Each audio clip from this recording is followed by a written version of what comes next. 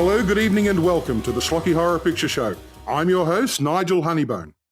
Tonight I offer you the opportunity to witness a violent criminal known as the Butcher as he's brought back to life by a mad scientist using the mysterious and increasingly expensive power of electricity.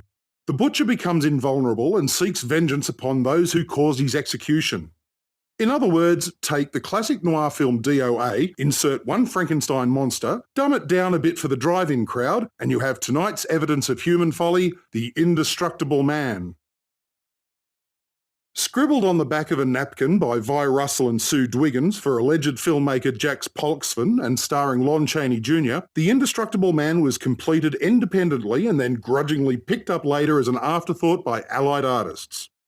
Admittedly, it looks like it was cheaply slapped together to make a quick buck using Chaney's name, because that's exactly what it is. But it does have some camp value, thanks to the docile dialogue and vapid voiceover. Lon Chaney Jr. is a delight as always, but if his eye-twitching becomes annoying, just do as he did at the time and turn it into a drinking game.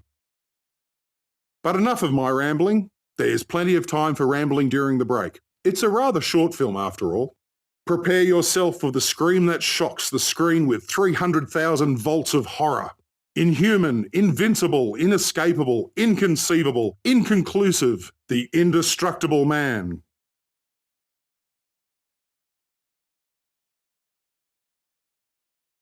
My old friend Rod Serling, respected creator of the Twilight Zone and Night Gallery, would never shut up.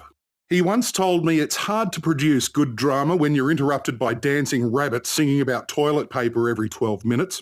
I'll be back soon with everything you ever wanted to know about the Indestructible Man. Cue rabbits. Put that rack up all by yourself? I sure did. And scrub the floors? All finished? Then you deserve to have it soft with Soft Teak Beauty Bath Oil. Most leading bath oils just float on the water, but Soft Teak swirls through the water, swirls relaxing softness evenly over your skin. Honey? I'm taking a bath in Soft Teak. Boy, these women have a soft life. Try Soft Teak Beauty Bath Oil. You deserve it. Did you see the rabbits? You're probably not on the right medication.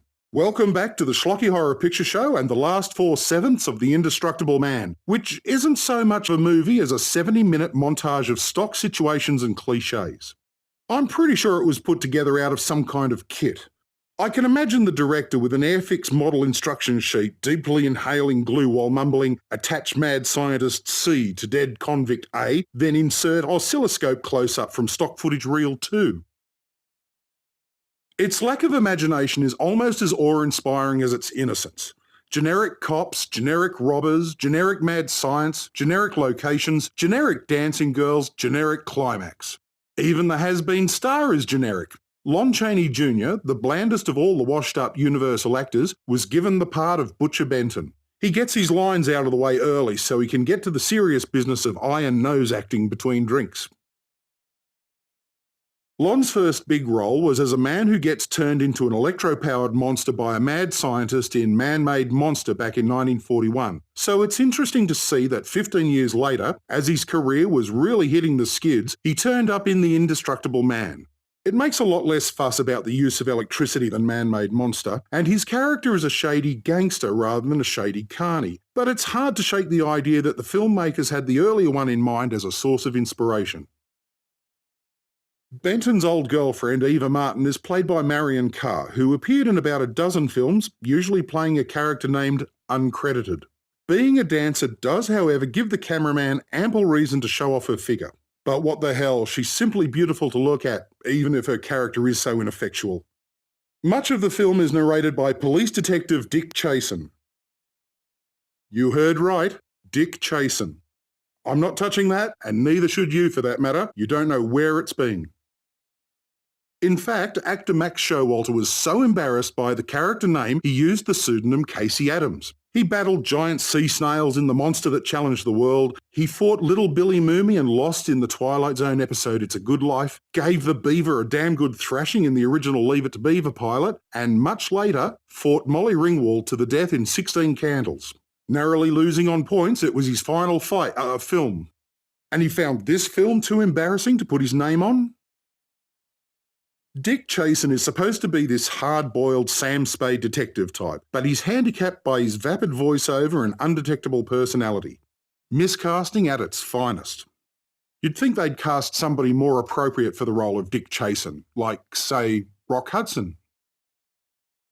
There are many more semi-familiar faces from anti-classics of yesteryear, like Butcher Benton's bastard barrister Paul Lowe, played by Ross Elliott, who could be found in creature features like The Beast from 20,000 Fathoms and Monster on Campus. And his henchman Joe is played by Kenneth Terrell from Attack of the 50-Foot Woman and The Brain from Planet Eros. Spelled A-R-O-U-S, you naughty people. Professor Bradshaw, the man who cures dead people by simply pumping 300,000 volts through them, is played by Robert Shayne of War of the Satellites, The Face of Marble, The Giant Claw, and How to Make a Monster. The one face that'll certainly be familiar to all you baby boomers out there doesn't even get a credit.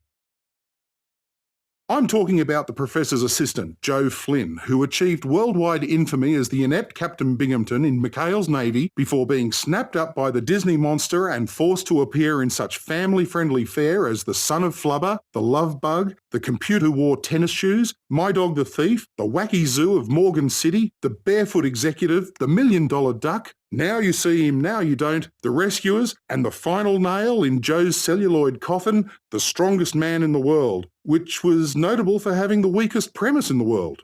There's one other very special guest appearance during the climax of the film. No names, but I'll give you a few hints to mull over during said climax. Rebel Without a Cause, Them, It's Alive, Gone in 60 Seconds, Chinatown, Grease, Repo Man, Buckaroo Banzai, Blue Thunder, Terminator 2, Judgment Day, To Live in...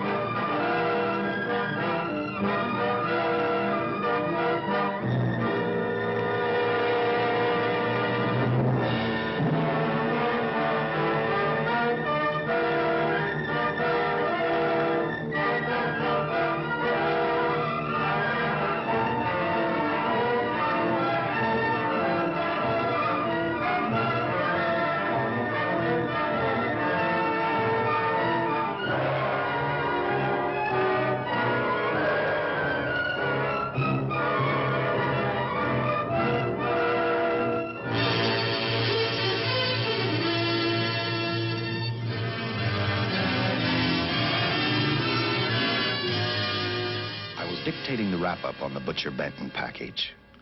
I'm Lieutenant Dick Chayson. This hadn't been a routine case, and to find the answer, I've had to put a lot of little pieces together. It began on the day most cases can be called closed. It was the day before the butcher was to be executed. He was visited by his attorney, Paul Lowe, in the death house. It was at this first meeting the Butcher Benton case took its first switch. Well, that's it, Butcher. The evidence against you was so strong, the government turned down your appeal. You're a rotten liar, Lowe. You started railroading me from the beginning of the trial. And now you're still trying to throw me curves. Look, I don't blame you for being edgy, but get this straight. I didn't double-cross you. I never worked harder for a client. You mean you never worked harder for a client to get him sentenced? You're a fool, Butcher.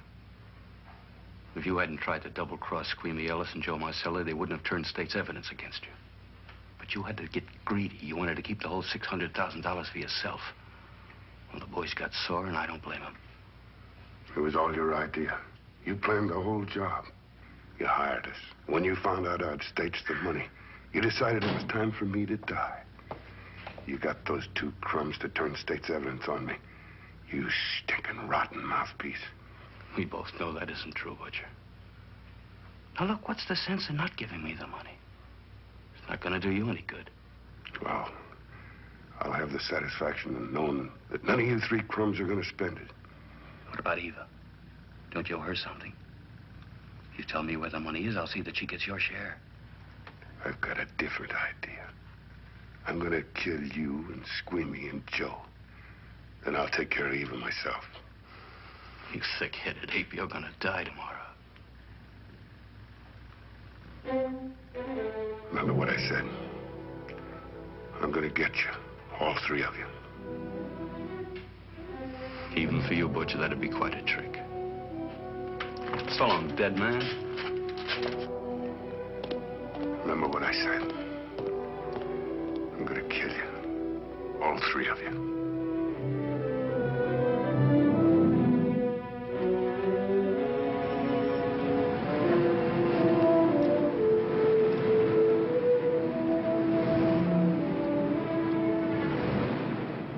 Back in Los Angeles, two men sat in a barroom listening to a newscaster tell his headline story. He played up big the butcher's threat to kill Paul Lowe, Squeamy Ellis, and Joe Marcelli for their having turned state's evidence against him. Squeamy Ellis didn't seem happy over the butcher's threat. Neither did Joe Marcelli. But they had figured, once a dead man, always a dead man. But this was one time everyone was in for a surprise, including the entire police department.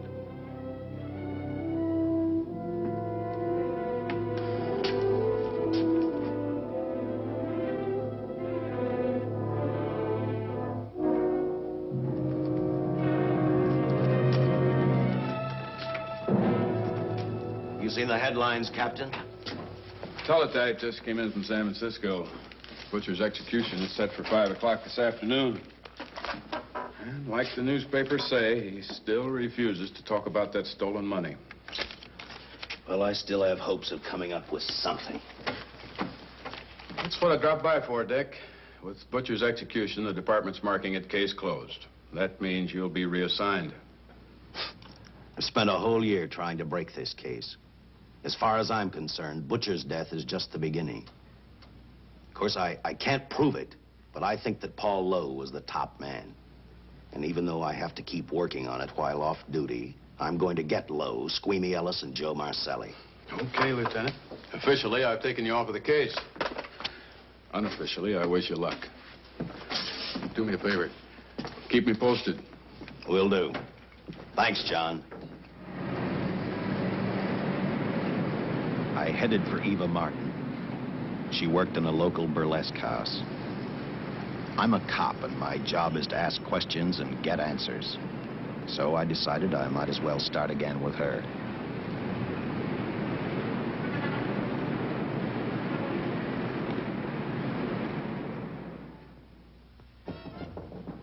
Come in.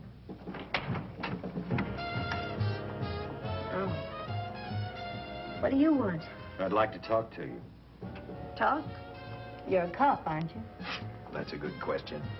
I can't even find a 3-ton armored car, let alone the $600,000, and I've been on the case a year.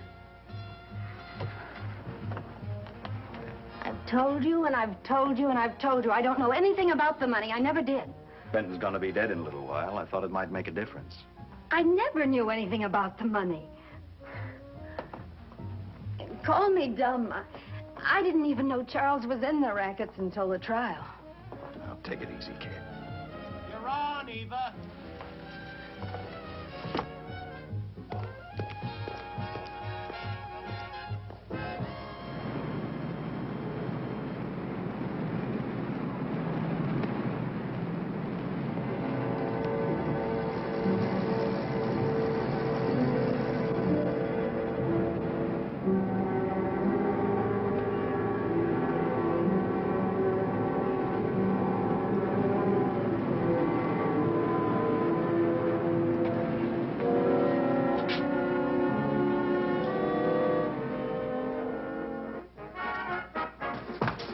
Honey, here's your wrap.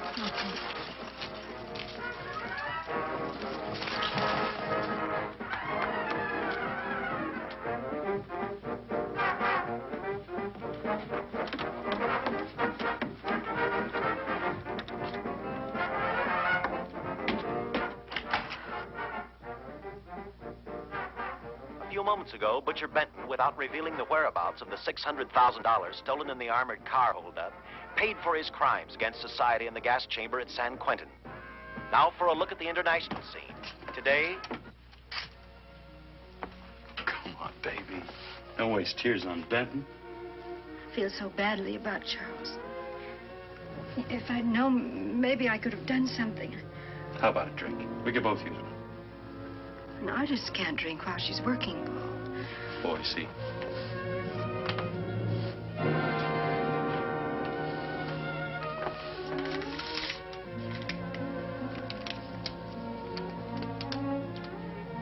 What's that? Well, now what's the matter? It's a message from Charles. He told me to open it if he died. Finale, Eva. All right. How about a steak after the show? No, thanks. Not tonight, Paul.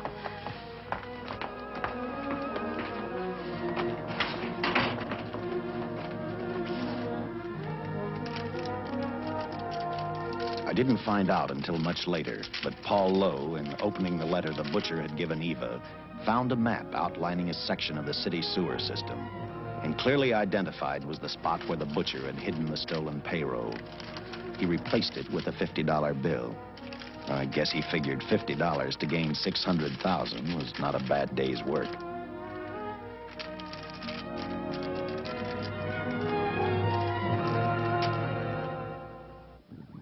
And a few hundred miles away in San Francisco, the case took another switch, which turned the next 72 hours into one long, hideous nightmare. Dr. Bradshaw, a distinguished biochemist, was making preparations for a final experiment which he hoped would lead the way to a cure for cancer. He'd been successful with laboratory animals. The last step called for a human body. And Dr. Bradshaw's assistant quickly made a deal with a local mortuary and returned to the laboratory with the dead body of Butcher Benton.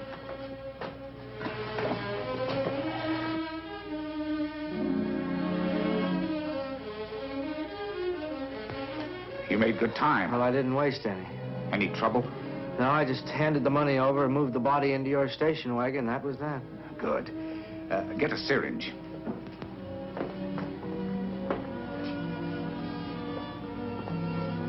He's in good shape. Well, I hope so. We'll get other blood samples later. We'll run this one through fast. Right. Now wheel him into the machine and then raise him. Right.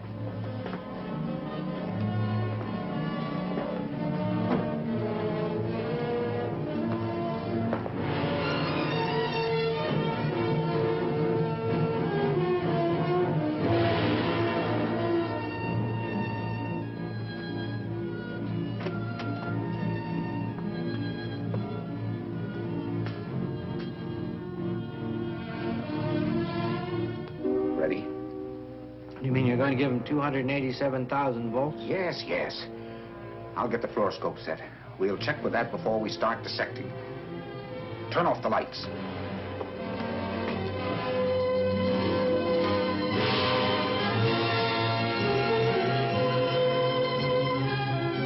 There you are, old boy.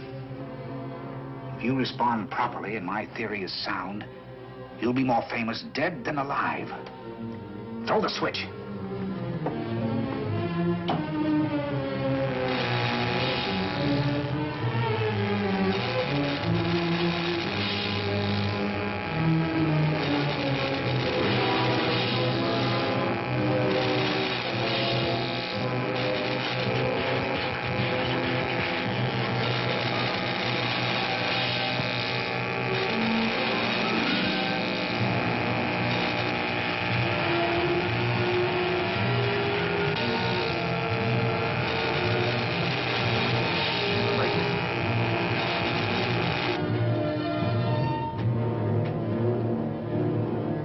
Wait, I thought I saw a pulsation of the heart.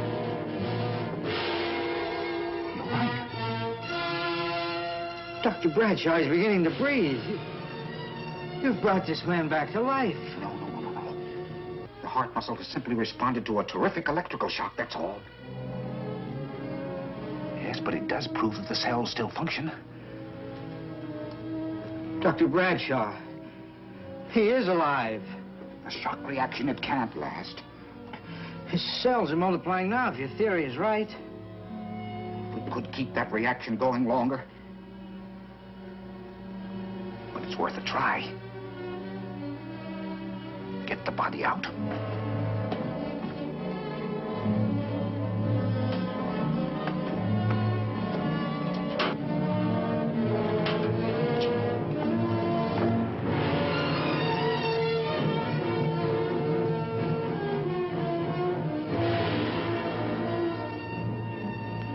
Get some adrenaline from the supply room. Some amyl nitrite, too. Hurry, hurry.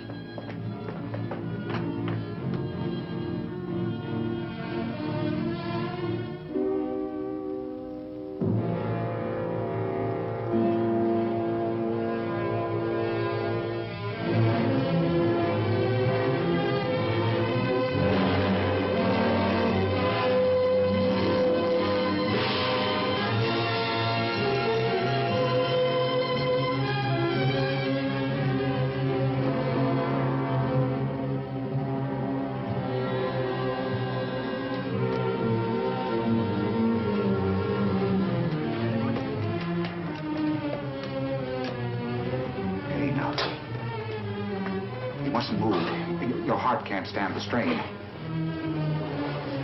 Now, you must lie still. Please, please. Easy now. Easy. Easy. You must lie. Easy, please. Oh, oh.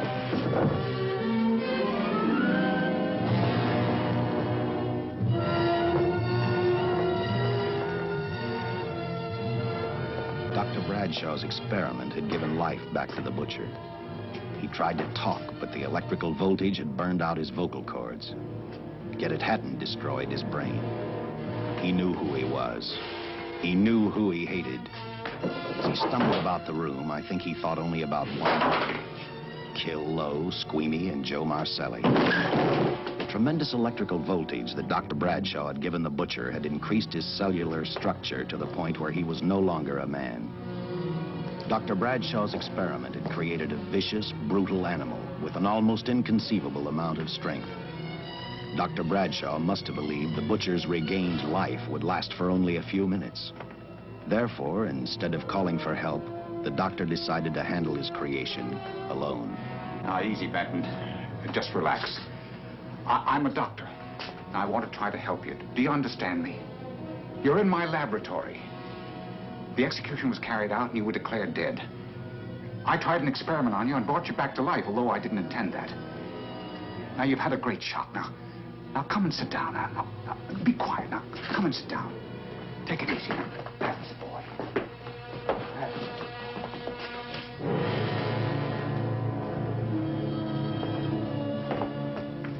Careful. His reactions are violent. How do you explain this? Each cell must have multiplied 100 times, perhaps thousands. His strength is unbelievable. No, it's too late for the amyl nitrite. I want to get some blood samples, make some tests on him, find out what's happened. Get me a syringe.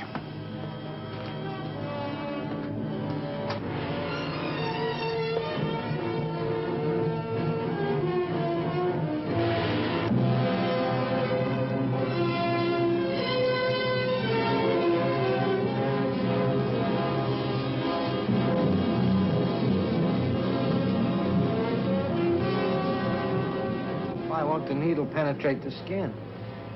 The tissue must be nearly a solid mass of cells. How are we going to get the blood sample? Surgically, perhaps.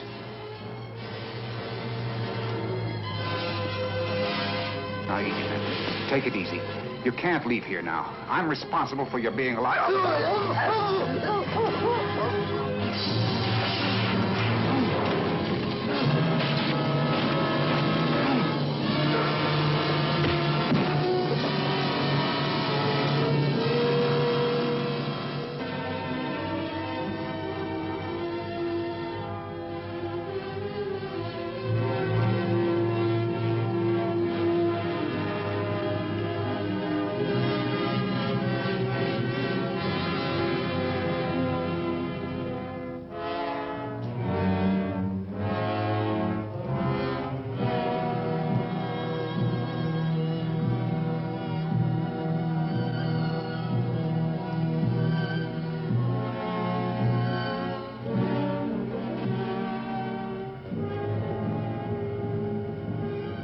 Towards the end of this case, Captain Lauder and I found out the doctor and his assistant had been murdered. But I'm getting ahead of my story. The butcher didn't know how he had been brought back from the dead, and he didn't care. All he knew, he was alive. Then this monster-made man started thinking about Los Angeles.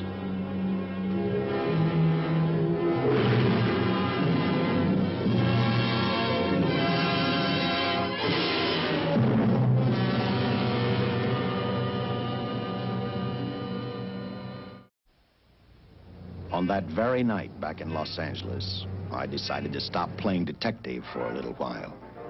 I went to the burlesque house to ask Eva to have dinner with me. After all, the butcher was dead, and if I got lucky, sooner or later, I figured Paul Lowe would lead me to the stolen payroll. In a way, that possibility made me even feel better. It's not fair to watch the show from backstage. Next time, I'll pay admission. I take it by that remark you like my routine. Yeah, you're pretty good. What I can't figure out, though, is why you stay in a place like this. It shouldn't be hard for someone like you to get a job in a class spot. If you weren't a detective, I'd be willing to bet with a line like that your next remark would be, how about dinner? Well, not exactly dinner, but a hamburger might be a good idea. If you're asking in an official capacity, I can't say no. I'm off duty. For the past 6 months, all I've ever called you is Lieutenant Shayne. Do you have a first name? Dick. Give me 10 minutes for a quick change, because you just made yourself a date, Lieutenant. I mean, Dick.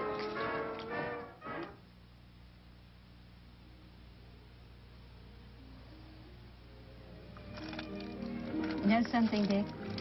I haven't had hamburger in the front seat of an automobile with a guy in a lot of years. Well, from now on, we'll do it more often. That's funny. I always figured a policeman wasn't really a human being. I mean, unless he was arresting someone or trying to solve a case, he was unhappy. Shows you how wrong you are. In fact, everyone on the force gets fed up occasionally with the job they do. Maybe we're more human than anyone else. We see so much trouble, we get to hate the word. But as long as the world's filled with people, there'll have to be men who enforce the laws. What made you join the department? Now who's making with the questions? No, honest, I'd like to know. Well, it's really a very short story. When I got out of the Air Corps, I knocked around for a while. Well, I went to work for an oil company. One day, I went back to college on the GI Bill. Just before graduation, I noticed all about the police department exams. Seemed a pretty good thing to do with your life, so I took the exams, passed, then went on from there. If I ask one more question, will you give me a straight answer? Try me. Am I still part of the Charles Benton investigation? I mean, right now. I don't think so. As far as the department's concerned, when Benton was executed, the case was marked closed. But inside of me, that's not good enough. I don't follow you. Well, the $600,000 is still missing. And a fast-talking underworld lawyer like Paul Lowe is walking around a free man. Someday, no matter how long it takes, I'll get him and the money. Until I do, the Benton case for me is not closed. I give you my word, Dick. Charles Benton never told me anything about the money. Oh, I've been sure of that for a long time. But how did you ever get mixed up with anyone like the butcher? This trouble ever started just happened. I had a roommate who used to date Benton all the time. One day she packed and left for Chicago. Benton carried a torch for her, and he used my shoulder to cry on. First thing I knew, we were having dinner together, and a few weeks later, I was labeled by the police as this #1 suspect and Benton's girl. But it was never like that. I made only one mistake. I felt sorry for him. You mean, until he was arrested for the robbery and the killing, you had no idea how he earned a living? I know this is going to sound crazy, but I only went out with Benton a couple of times. And all we ever talked about was Madge, my old roommate. The last time I saw him, he tried to get too friendly, and that's when I told him he had the wrong girl. But like I said, I'd already made my mistake.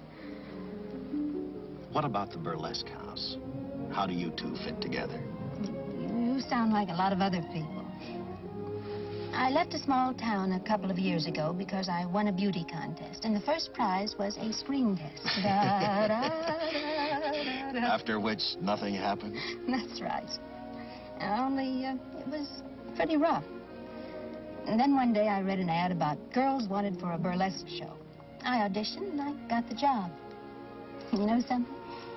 It's like any other job. If you're looking for trouble, you can find it even in a schoolroom. Well, when the screen test didn't work out, though, why didn't you go on home? Well, first you have to have a home to go back to. My folks are dead, so Los Angeles was as good as any place else. I don't know about you, but I do 8 shows a day, and at this hour I'm bushed. I know what you mean. Mind if I drive you home? No. And I'll tell you something else. I haven't minded anything about tonight. Not even the hamburger. I kept playing tag with Lowe. He made 4 telephone calls. 3 of them didn't interest me, but one did. The one to Joe Marcelli. I watched Joe head for his meeting with Lowe, and for some unknown reason, I began to get the feeling that this case was finally about to explode in my favor. You see what I mean? Well, look at that, will you? I seen him stagger on 2 legs, but he's doing it on 4. Shut up, you flea bag. Well, look who's calling names. At least I ain't a squealer, a stoolie. I warned you before. All right, Harry, that's enough. I'll take care of him. I want to talk to him. Okay, Mr. Lowe. With any future business you've got with this psycho, take care of it upstairs in your office. You keep showing around here, sooner or later he's going to get slugged, cripple or no cripple. All right, shut up, Jim. Sit down.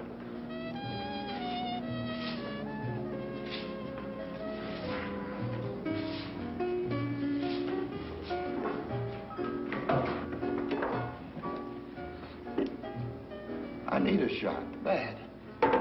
You'll get one after I've talked to you. You sober enough to understand? Yeah, I run out of dough. No wonder. Look at you. You used to be the best torch man in town. Now, I don't think you could crack a safe if you knew the combination. No jobs. Nobody wants me since I turned stakes on Benton. That's your doing. You talked me into All right, it. quit crying. I got a job for you. If you can stay off that stuff long enough. You know I can if I've got a job. How much? What is it? There's $2 grand in it for you. Where?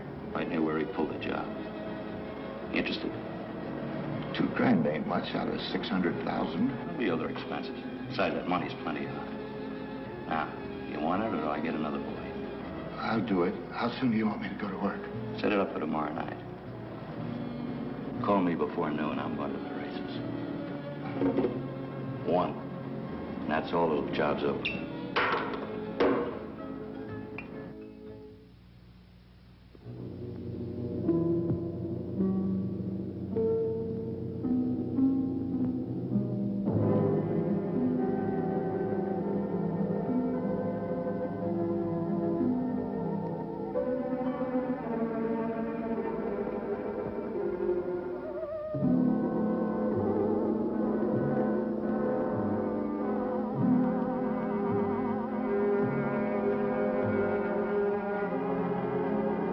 The butcher was walking slowly toward Los Angeles.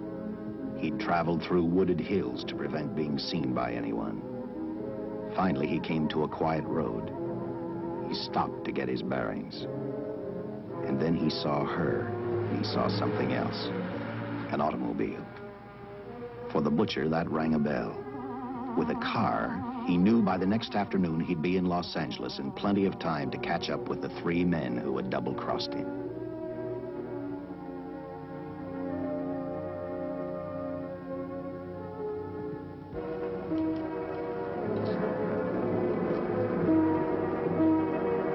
Well, see, you're a real gentleman to be helping strangers in distress. I hope you don't mind me using the babe here as bait. Quite a dish, isn't she? But that's what she gets paid for. Bait, that is. Yes, sir. She's a real shaker artist of my outfit. Carnival man myself. Just call me Connie.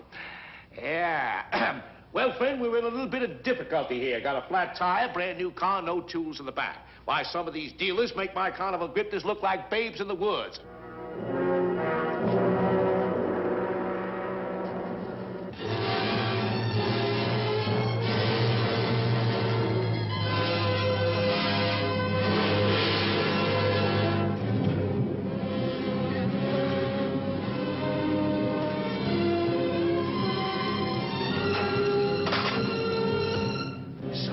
Holy.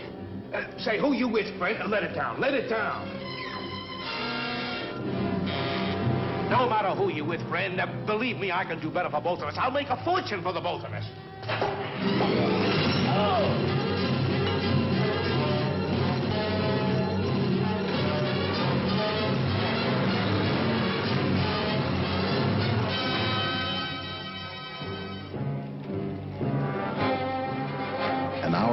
the San Francisco Police Department sent out an APB. Squads were sent to various parts of the countryside.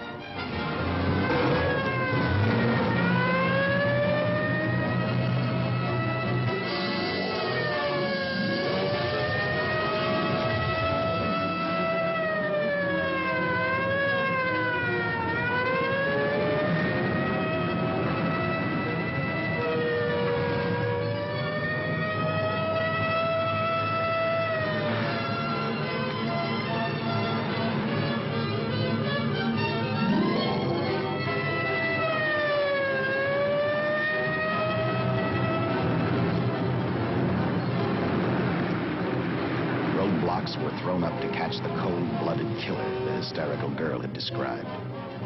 Each squad kept reporting back to Central Headquarters, and each of their stories was the same. So far, none of them had spotted the car the killer was driving. Orders were given to shoot to kill, because from the girls' further accounts, they realized they were dealing with a maniac.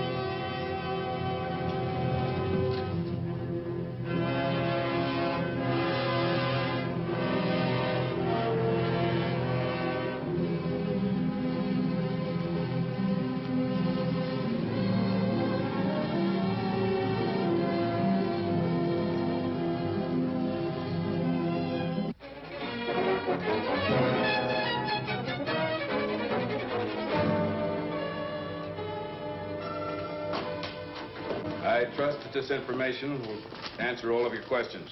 If I can be of any further service, let me know. Sincerely, J.I. Louder, Captain Police, L.A. Another all points from CHP, Captain.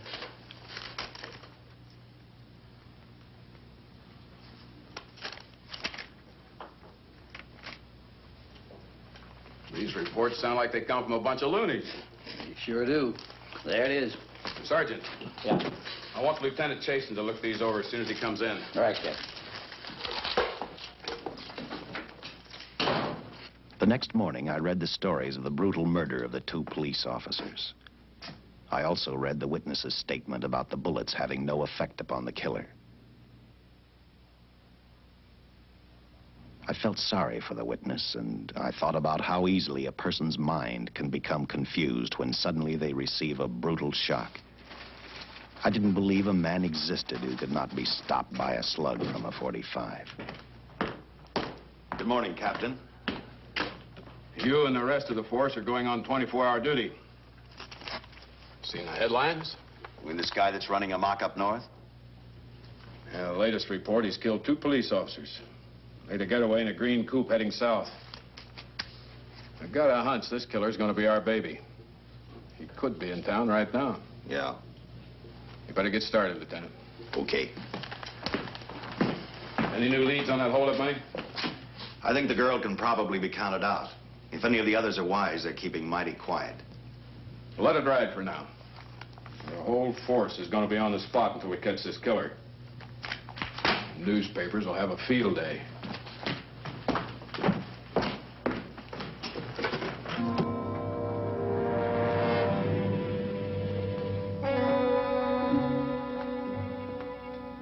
We were wrong about 2 things. The killer was already in our city, and we didn't know he was Butcher Benton. He headed straight for Eva Martin. He went to her dressing room to get back the map he had left in the envelope with her. He wanted first to check his money, then catch up with Lowe and the others.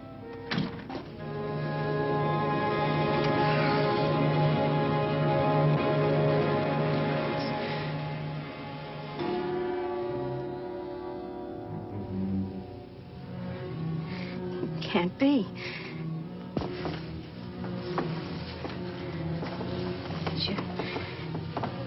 You do look like him. Only different somehow.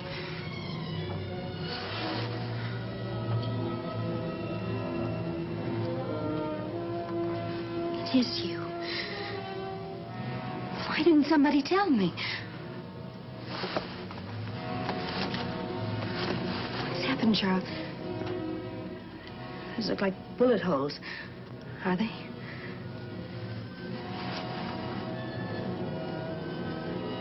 There isn't even a mark.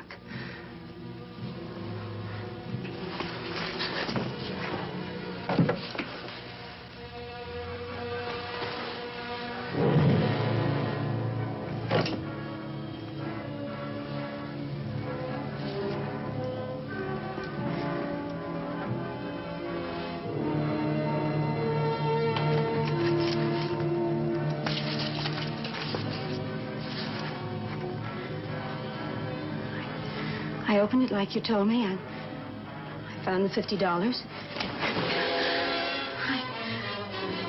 I didn't know why you left him. Paul didn't know why he was here.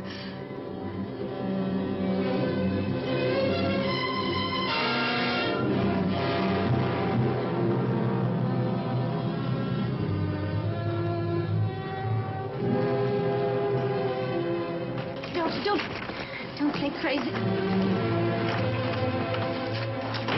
The name of Paul triggered his hate. He left her dressing room and started for Squeamy Ellis and Joe Marcelli's place. Because he knew, with them out of the way, Paul Lowe couldn't open the strong box where the money was hidden. He thought of Squeamy and Joe first. He was saving Paul Lowe for last.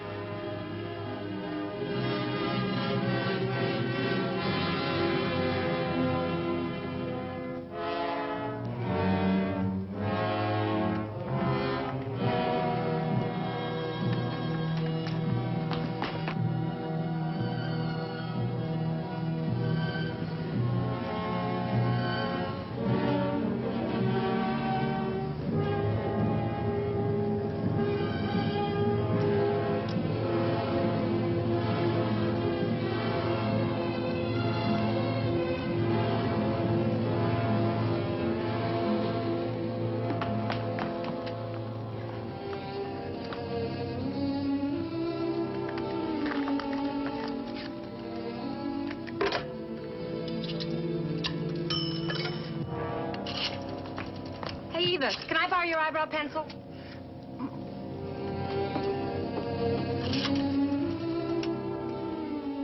Operator, get me police headquarters. Lieutenant Chasen, please. When do you expect him?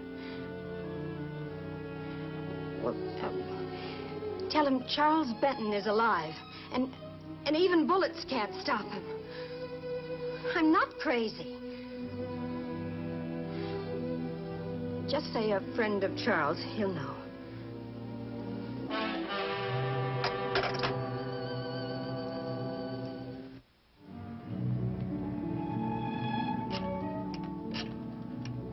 After leaving a message for me, Eva telephoned Squeamy Ellis. She tried to tell him the butcher was alive and on his way over to kill him. Squeamy didn't believe her, and in a way you couldn't blame him. Who in their right mind would believe a man had returned from the dead? What Squeamy actually believed was that the butcher, before his execution, had hired a killer to carry out his threat.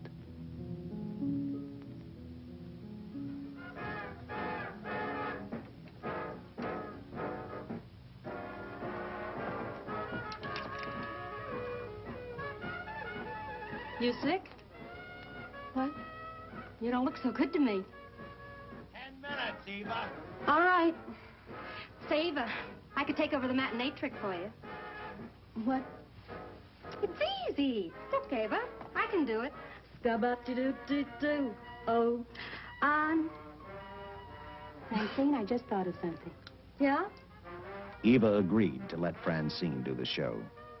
She hoped she'd be able to interrupt the butcher before he arrived at Squeamy's hotel. Or, failing that, at least be able to warn him to stay out of sight. You wanted me, Captain? Yeah, I just had a rundown on those fingerprints of the stolen car up north. We got nothing on the driver who was killed or the woman with him. Take a good look at these. There's something funny about these. Yeah. And the boys in the lab can't figure it out either. Those are the killers. They were found on the steering wheel. Looked like they'd been stamped in with a steel die. They sure do. These are Butcher Benton's. What? Well, they look the same to me. How do the lab boys explain that? They don't. Their best guess is a twin brother. An identical twin could have the same pattern of whorls with only slight variations. Ever hear of the butcher having a twin brother? No. Even if he did, it wouldn't explain these freak prints. You didn't pick up your message, Lieutenant. Some wacky dame calls you. And she says Charles Benton is alive. Then bullets won't stop him. If we buy the twin theory... Who was she? Where'd she see him? Well, she wouldn't leave her name. Sounded kind of hysterical to me. Said she was a friend of the butcher's. Eva Martin. Get over at the Follies and see what that girl knows. Yeah. Some guys have all the luck. I never drew an assignment to the Follies.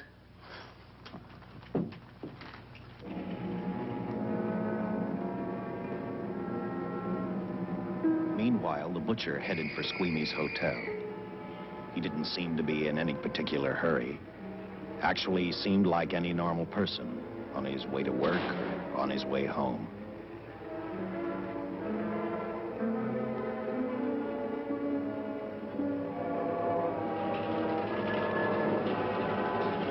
He rode up Angel's Flight, arrived at the top, scanned the hotel building, and then noticed the only exit from Squeamy's apartment, a fire escape.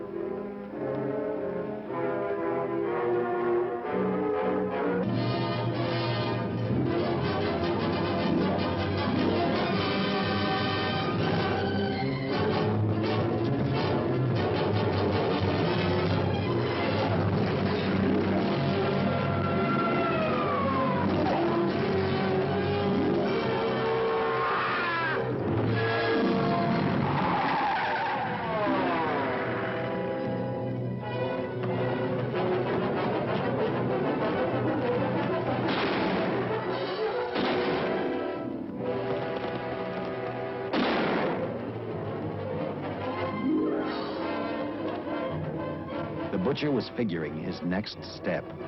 And as he looked at the dead cop, he thought about Paul Lowe, the next man on his list. Seen Joe Marcelli? Not since last night when I told him I didn't want him around here no more. Give me a shot.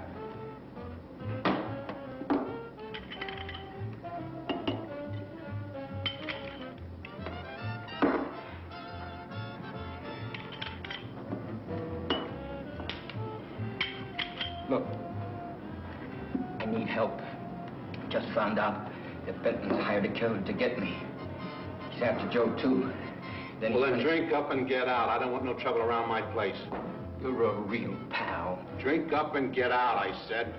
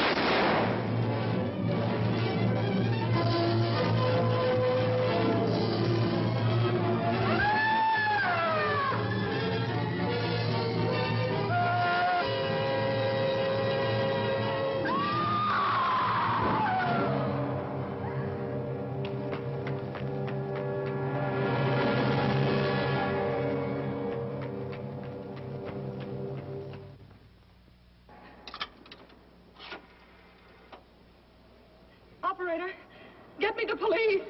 Police! Yes!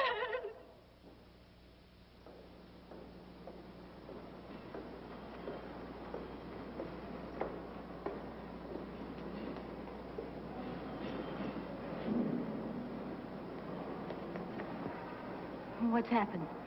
A guy named Squeamy got thrown from the 5th floor. He's deader than a mackerel. Customer of mine. You mean Squeamy Ellis? Yeah, that's it.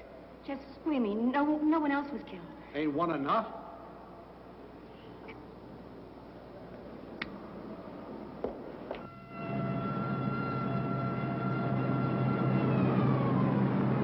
I tell you, the bullets never even phased him. He must have been wearing a bulletproof vest.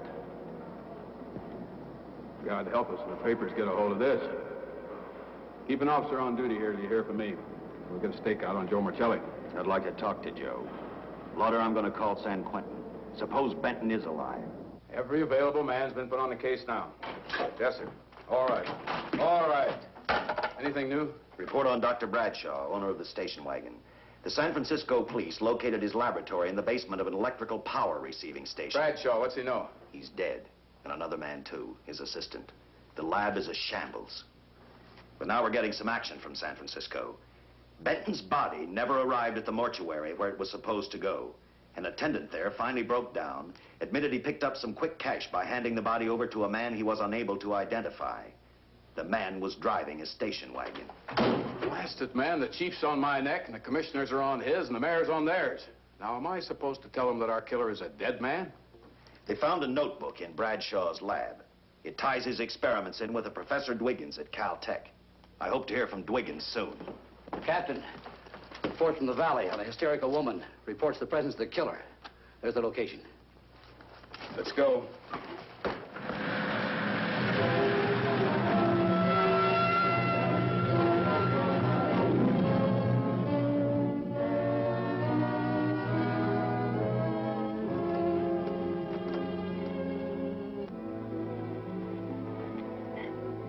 You and your boyfriend had a little fight, and he got out of the car to take a walk. You noticed as he walked down toward the sump area in the direction where you'd seen those lights a short while before. What happened then, miss? Please try to tell us. Well, I just sat there a few minutes, I guess. I was pretty mad.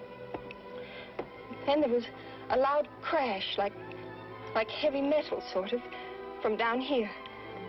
I got out of the car to get a better look. I heard Jimmy cry out something. I couldn't make out the words. Then down here, in a patch of light, was Jimmy. And coming toward him was this man. Big man. Lifted Jimmy up over his head like he didn't weigh a thing. Jimmy screamed. Just once, before he broke Jimmy's back. I heard it snap, not far away. Then I started running till I found this house. They let me use the phone. Thank you, mate. We'll see that you get home all right now. O'Malley, see that the young lady gets home all right.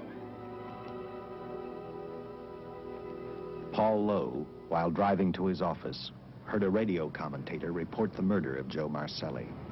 And what shocked him most was when the broadcast identified the killer as possibly being the butcher. Lowe headed straight for Eva Martin at the Burlesque Theater. Oh, you gave me a start, Mr. Lowe. What are you doing here? Where's Eva? Oh, I'm taking her place. I'm going to wear her costumes. What's it to you? I asked you, where's Eva? Hey, don't get physical. Well, watch your tone of voice, Buster. I told you. Little Eva isn't here. I could see that for myself. Where is she? She's at police headquarters. That's where she is. Yes, sir. No, sir. Captain Lauder's still with the mayor. The killer dropped out of sight. He was last seen in the Hollywood area. Yes, sir. We know he's dangerous. Every angle's being covered. Yes, sir. I'll tell him.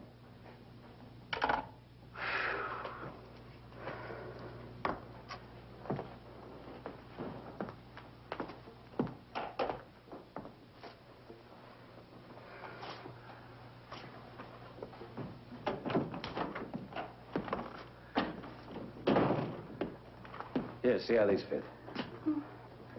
Low heels. I'm sorry. It's the best our wardrobe department can afford. Any idea how soon the captain will be back? Now, look, I'm going to see the captain if I have to wait here all night. Paul. Charles killed Squeamy and Joe. Joe, too? Benton? He's alive. I saw him, but nobody will believe me. I'm checking it. My guess is whoever killed them is on the trail of the money, Lowe. Now, maybe you better start talking if you know anything about it. I don't know anything.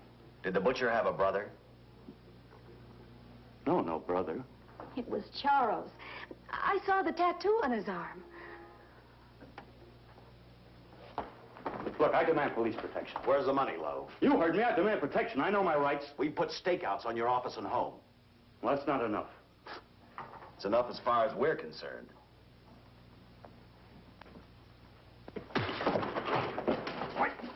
Now you gonna book me, Sergeant?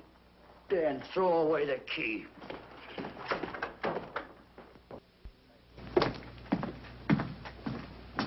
Thank you. Come up with anything yet, Dick? Oh, we've checked every hotel, motel, and rooming house in town. We've run a cross-check on every hangout Butcher ever used. Net results, blank. This is incredible. We not only discover a dead man turned killer, but it's beginning to look like he plays ghost, too. He's somewhere in this city, and if we have to take it apart brick by brick, we've got to get him. I may be way off, but I think Paul Lowe could tell us a lot. Maybe, but it's a cinch he's not going to. Well, suppose he had no alternative. You better grab some coffee. Your mind's beginning to play tricks on you. No, now, wait a minute. When Lowe came to us for police protection, it was because he was scared stiff the Butcher would add him to the list of Squeamy Ellis and Joe Marcelli. Go on. It figures, too. When he slugged the sergeant, he knew we'd book him right away. Oh, this Lowe's a pretty cute character. But we can play the same game. You mean we'll threaten to release him? Well, not exactly. You tell him you realize that he was excited, that throwing the punch was accidental. Tell him we're not going to make a charge, that he's completely released. Lieutenant, you know we can't do that. Lowell made his first mistake when he hit the sergeant, and that'll get him a year. As far as the department's concerned, at least it's a small victory. If my hunch is right, Lowe won't want to be on the streets with the Butcher looking for him. And he may talk, and talk a lot. Enough maybe for us to get rid of him permanently. Even lead us to the Butcher. If he's frightened enough, that might work. But if it doesn't... No, Dick, I'm not going to release him. I want him out of my way so bad I can taste it, but not bad enough to be responsible for getting him killed. The good thing about that, Captain, is the fact we know it, but Lowe doesn't. Let's give it a try. All right, Lowe. Come on out. I think you'll find everything in there. You're free to go, Mr. Lowell. Wait a minute. Who do you think you're kidding? You arrested me for assaulting an officer. Court, I'll plead guilty. With luck, I might get off with 6 months. For a lawyer, you're forgetting a very important point. If no charge is made, there's no trial. It was a tough day for everyone. We figured your nerves were on edge, and when you threw the punch, you didn't know what you were doing. I've squared everything with the sergeant. It's all over, all forgotten. Yeah? Why'd you bring a stenographer? Simply because I wanted a record of our conversation at the time of your release. Okay, Lowell, let's go. Oh, wait a minute. Once out on those streets and I'm a dead man. You let me go, you'll be responsible for murder. Oh, come off it, Lowe. You're imagining things. You know the Butcher threatened to kill me. You set me free, he'll do it. Well, that's just a risk we'll have to take. But the way I look at it, Mr. Lowell, you'll be okay. Look, Captain, I'll make a deal with you. You keep me here, and I'll tell you how to recover the money. Maybe even catch the Butcher. No deals, Lowell. You'd probably tell us anything just to stall for time. Come on, let's get out of here. Now, wait a minute. All right. I'll tell you the truth. Start taking this down. I, Paul Lowe, hired Butcher Benton, Squeamy Ellis, and Joe Marcelli to pull off the armored car holdup. And then Lowe continued with his confession. He told us about finding the map. He showed us the exact location of where the Butcher had hidden the stolen payroll. And he gave us a most important answer. The explanation as to how the Butcher was able to elude detection. His means of escape was the sewer system beneath our city.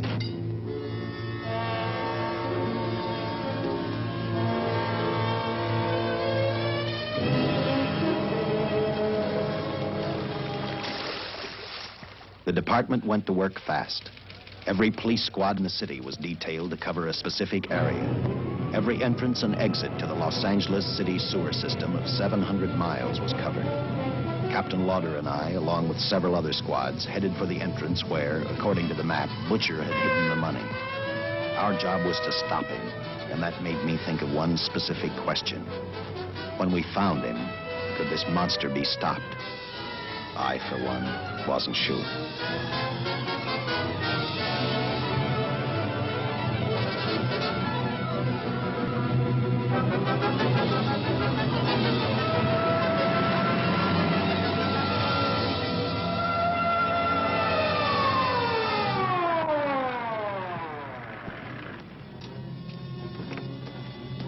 Everything all set, Lieutenant?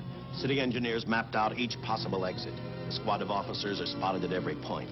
If the butcher can be caught, now's the time. Well, after I talked to Caltech, I called on the fire department for a little help. The professors thought a flamethrower might stop him. Flamethrower? I suppose their boys have had a chance to join our squads by now. I see we have one with us here. Have you thought about what'll happen if this doesn't work? No. I've been praying too hard that it will work.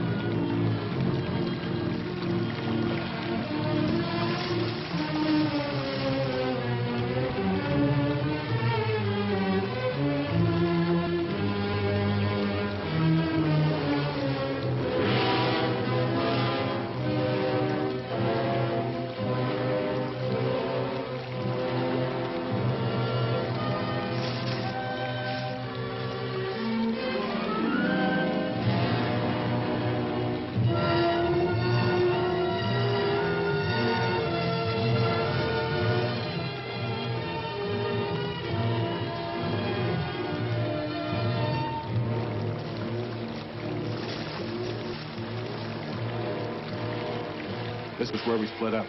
I'll go straight ahead.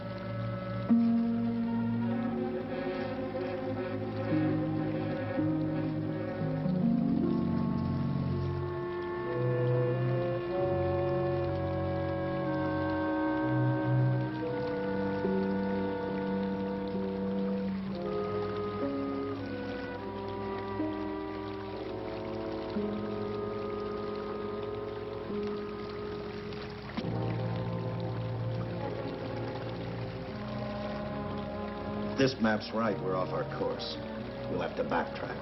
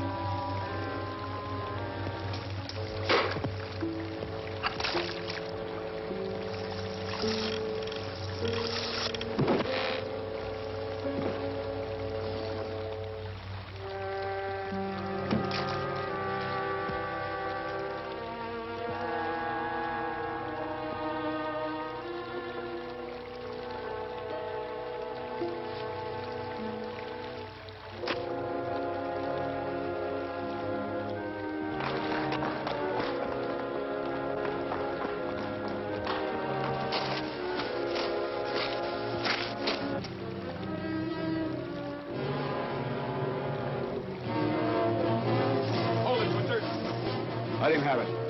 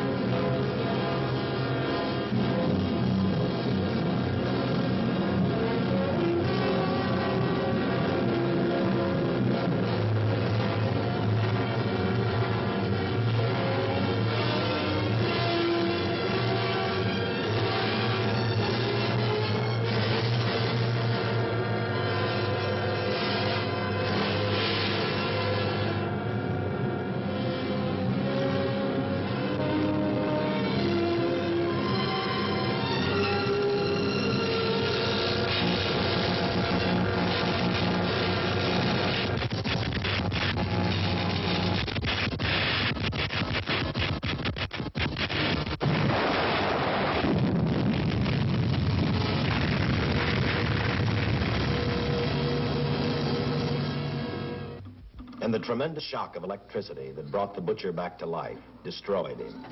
The $600,000 stolen in the armored truck robbery has been recovered. Case closed. Well, here are the scientist's comments for your records. I had to fill in a few spots with my own guesses, but I guess that's about the size of it. Did you get any sleep? Oh, some. Not much. How's the girl today? Well, I called the hospital about an hour ago. She'd gone. Gone? Where? Well, she told them she was a working girl and that she'd been away from the job too long already. Quite a girl. Yeah. Say, how about that time off I've got coming? 48 hours, beginning right now. Get some rest, Dick.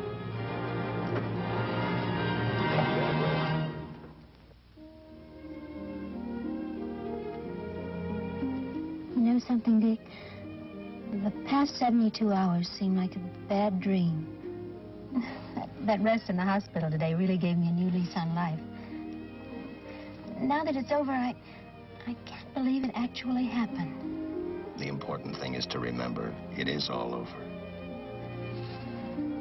I suppose you'll be assigned to another case.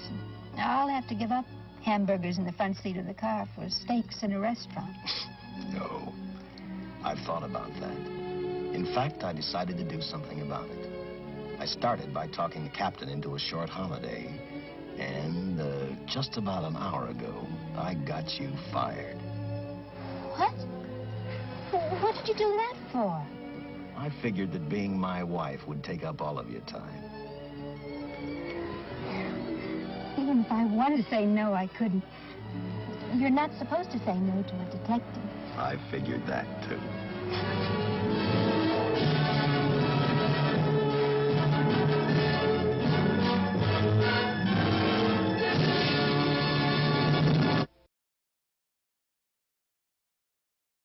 Did you spot the special guest? The Los Angeles River drains and canals have been used as locations for dozens of different films and television shows.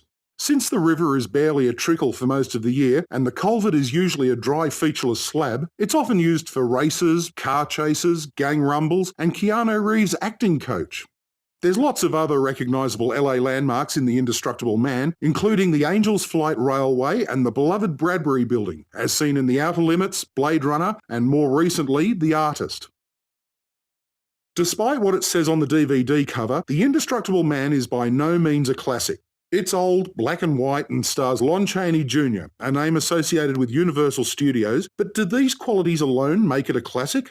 Shouldn't it also be, good? I don't use that word very often, but still, the most redeeming feature of The Indestructible Man is that it's way too ordinary to be objectionable. Oh, speaking of objectionable, I'll be back next week come hell and high water to assault your senses with another so-called classic, fetched from the deepest depths of the Los Angeles sewage system on The Schlocky Horror Picture Show. Toodles!